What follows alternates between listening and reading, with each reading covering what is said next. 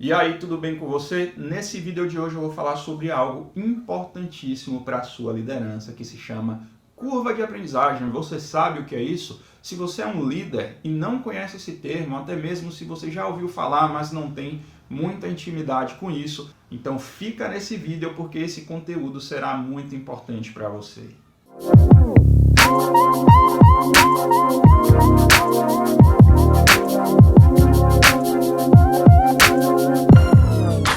O termo curva de aprendizagem, na verdade, é uma referência ao tempo que determinada pessoa leva para se adaptar a uma nova função. Seja um membro novo do seu time, ou pode ser até um membro antigo que precise mudar de papel aí na sua equipe. Então, essa pessoa precisará de um certo tempo até se adaptar e tornar-se efetivamente produtiva para ajudar a equipe, o projeto e a empresa, certo? E o interessante, evidentemente, é você notar que quanto mais larga, mais longa for essa curva, pior para a equipe, pior para o projeto também. Ao contrário da curva do coronavírus, que a gente quer que seja o mais longa possível, né, para achatar a curva. Nesse caso aqui, a gente precisa que essa curva seja agressiva, ela cresça o mais rapidamente possível. Contudo, existem alguns erros que são muito comuns e são cometidos por lideranças que fazem com que essa curva de aprendizagem ela se torne mais longa do que o necessário. E é sobre esses erros que eu vou começar falando aqui nesse vídeo e logo depois eu vou te falar sobre a forma correta de você recepcionar novos membros para fazer uma adaptação mais rápida e de um retorno mais veloz para a equipe e para o projeto, certo? Então vamos lá, eu vou falar sobre 4 grandes erros que os líderes costumam cometer. O primeiro erro é um erro de mentalidade. É quando o líder ele acredita, ele é levado a acreditar que o funcionário é o único responsável pela sua própria adaptação. O líder, quando ele anuncia a vaga, ele já elenca ali alguns critérios na vaga, porque ele quer que essa pessoa chegue mais pronta possível para não precisar de muito treinamento. E não há nada de errado, tá certo. Agora, o grande problema é que muitas vezes essas contratações não são planejadas, elas são realizadas em cima da hora, então evidentemente não há tempo adequado, quer dizer, as pessoas acham que não há um tempo adequado para treinar esse novo profissional, essa nova profissional que está chegando na equipe, e aí com essa impressão já entrevista, pega a pessoa mais experiente possível e acredita que essa pessoa não vai precisar de nenhum apoio para se adaptar, mas isso não é verdade, pois até os profissionais mais capacitados, eles também precisam conhecer o contexto da empresa. Principalmente, precisam entender as especificidades do projeto. Cada projeto tem suas especificidades, cada empresa tem um fluxo diferente. Então, a pessoa precisa ser ambientada nisso. Então, esse é o primeiro erro.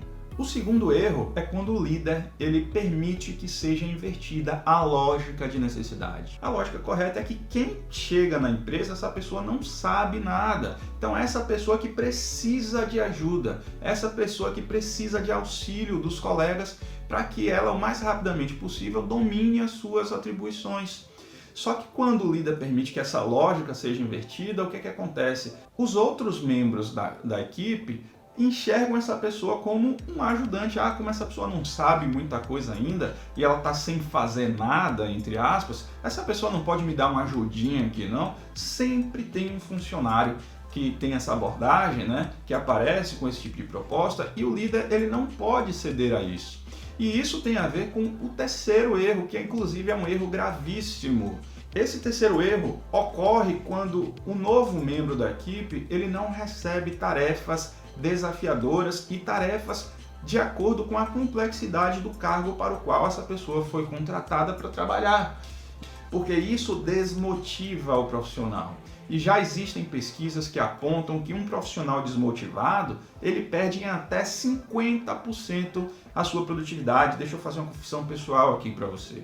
Isso já aconteceu comigo. Eu não tive uma maturidade na época, e isso é até uma dica que eu dou para você, tá? Todas as vezes que você chegar em uma empresa, você precisa ficar atento com o tipo de demanda que está chegando para você, porque ninguém está tão preocupado com a sua carreira como você mesmo deveria estar. Então preste atenção nisso, no tipo de atividade, no tipo de tarefa que você está recebendo e busca ali tarefas complexas de acordo com o seu nível. E sempre que possível, quando você já estiver preparado, evidentemente, busca até tarefas um pouco mais complexas, que é assim que você vai se desenvolver e que você vai subir. E o quarto erro é quando o líder ele não considera a peculiaridade de cada pessoa.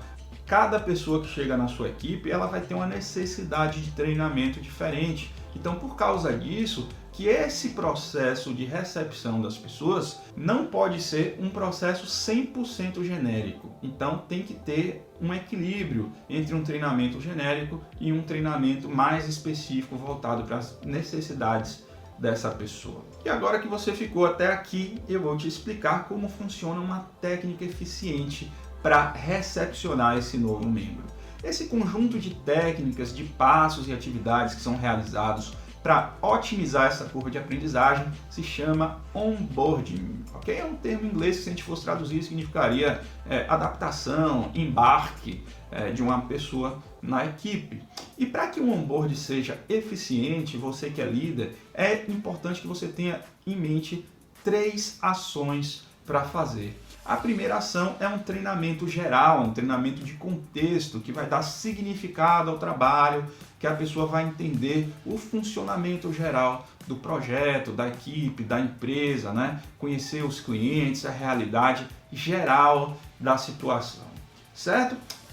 A segunda etapa seria um treinamento mais específico, das especificidades. Se enquanto no treinamento geral é possível você fazer, quem sabe, uma apresentação de slide, se tiver um vídeo gravado, ótimo, pode ser até um PDF contendo todas essas informações gerais, num treinamento mais específico para a pessoa conhecer um pouco mais das nuances do projeto, dos fluxos de trabalho, é importante que essa pessoa seja acompanhada individualmente por pelo menos um colega de equipe. E a terceira etapa é um acompanhamento de mais longo prazo, é dar uma visão de futuro para esse membro da equipe. É um acompanhamento mais de carreira, de colocação na equipe, de desenvolvimento, e isso se chama mentoria. E uma mentoria, ela tem alguns pré-requisitos, né? O primeiro requisito é que precisa ser um profissional mais experiente, bem mais experiente para dar essa mentoria. E o segundo requisito que eu considero importantíssimo é que não pode ser um membro da equipe, um profissional de mesmo nível, porque senão, líder, você vai estar criando uma hierarquia dentro da sua equipe sem necessidade, e isso gera alguns problemas que eu não vou elencar aqui nesse vídeo, mas o importante é que você busque uma pessoa de outro nível, né? E eu tenho mais uma notícia boa para te dar.